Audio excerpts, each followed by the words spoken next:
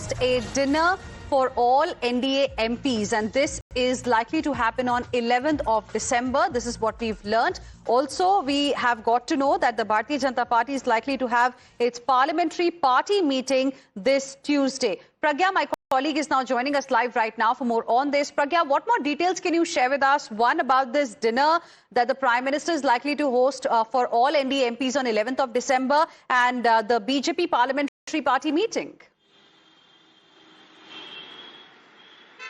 Hina, this would be first such dinner after Bihar's, NDA's victory, and Prime Minister is going to host dinner for all the NDA MPs, is what we have gathered from the sources. In fact, this is also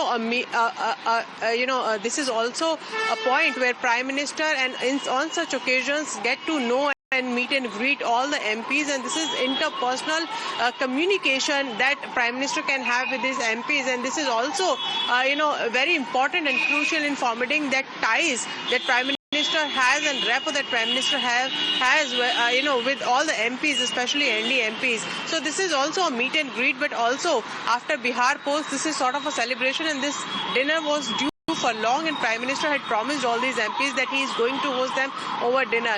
This is also a point where Prime Minister will speak his mind to various MPs, ask them the personal questions, as in everything is all right in the family. So it's more of a personal sort of touch that Prime Minister gives to these sort of dinners. And as far as parliamentary party meeting is concerned, Prime Minister, the meeting is basically a place where Prime Minister speaks mind, what he expects MPs to do, especially BJP MPs, and he also gives out a line of thought, and not just line of thought, but also direction as to what these MPs are scheduled to do and what government is thinking and what they should be doing in their own constituencies. Thank you very much, Pragya. Appreciate you joining us with your inputs on this story. Let's now move on and shift our focus to West